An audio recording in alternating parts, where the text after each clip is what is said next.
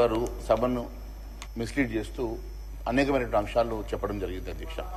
ఏ రోజు కూడా భారతీయ జనతా పార్టీ మీలాగా మేనిఫెస్టోలో పెట్టి ప్రతి అకౌంట్ 15 లక్షలు ఇస్తామని చెప్పలేదు అధ్యక్ష. అది మన ఉంటే చూపియండి, మీరు దేనికైనా సిద్ధం అధ్యక్ష. నేను వారం సిద్ధమని అడుగుతా ఉన్నాను అధ్యక్ష. ఏ రోజు కూడా భారతీయ జనతా పార్టీ ప్రతి అకౌంట్ లో 15 లక్షల రూపాయలు వేస్తామని చెప్పేసి ఎక్కడ కూడా మేనిఫెస్టోలో పెట్టలేదు. మీలాగా అబద్దాలు మేనిఫెస్టోలో మేము రచించలేదు అధ్యక్ష. రెండోది ఉంటే చూపియండి. మీరే అన్నారు టిఆర్ఎస్ ప్రభుత్వము లక్షల కోట్ల రూపాయలు కుంభకోణం చేసింది. నేను రాగానే 3 నెలల లోపల లక్షల కోట్ల కుంభకోణాన్ని కక్కిస్తాను, ఆ డబ్బుతో 6 గ్యారెంటీలు చేస్తాను మీరు చెప్పిండ్రు. మరి ఎటువైపు పైసలు ఎన్ని కక్కిస్తారు? మరి కాళేశ్వరంలో 1,00,000 కోట్లు అంటారు, లేకుంటే ధరణిలో 2 లక్షల కోట్లు అంటారు, ఫలానా దగ్గర అంటారు కదా, అవన్నీ ఎక్కడ పోయినాయి? ఈ రోజు ఈ రకంగా సత్యదూరమైనటువంటి మాటలు మాట్లాడుతున్నారు అధ్యక్ష. రెండో ముఖ్యమైన అంశం చెప్తా అధ్యక్ష. ఈ రోజు యూపీఏ ప్రభుత్వం అధికారం ఉన్నది అధ్యక్ష. కాంగ్రెస్ ప్రభుత్వం ఈ దేశంలో దాదాపు 50 సంవత్సరాల పాటు అధికారం ఉన్నది అధ్యక్ష. 50 సంవత్సరాల పైన అధికారం ఉన్నటువంటి కాంగ్రెస్ పార్టీ మరి ఈ రాష్ట్రానికి ఏమిచ్చింది? గతంలో డివల్యూషన్ ఫండ్స్ ఈ రాష్ట్ర ప్రభుత్వాలకి 32% ఉండే అధ్యక్ష. 32% ఉండే అధ్యక్ష.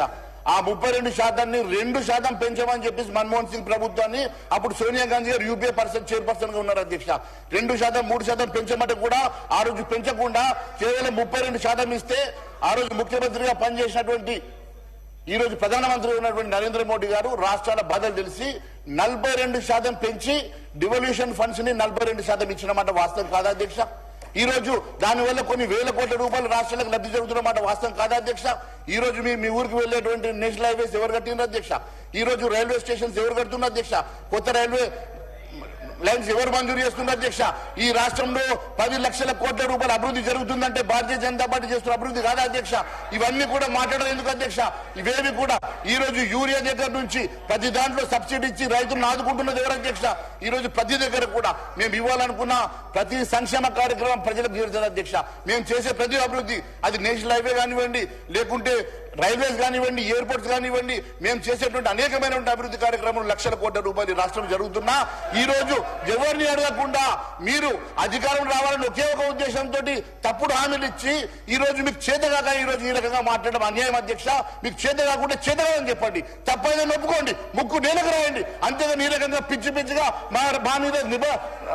మా మీద నిందలు వేయడం మంచి పద్ధతి కాదు అధ్యక్ష. ఏదన్నా ఉంటే చర్చకు పెట్టండి అధ్యక్ష. మీరు దేనికన్నా ఈ రోజు షార్ట్ డిస్కషన్ పెడతారా, లేకుంటే అన్నిటి మీద నిధుల మీద కానీ దేని మీద కానీ షార్ట్ డిస్కషన్ పెడతారా? పెట్టండి, దానికి ప్రత్యేకంగా మనం మాట్లాడడం తప్ప ఈ రకంగా దయచేసి ప్రజలు తప్పుదో పట్టించడం మంచి కాదు, సభను తప్పుదో పట్టించడం అధ్యక్ష.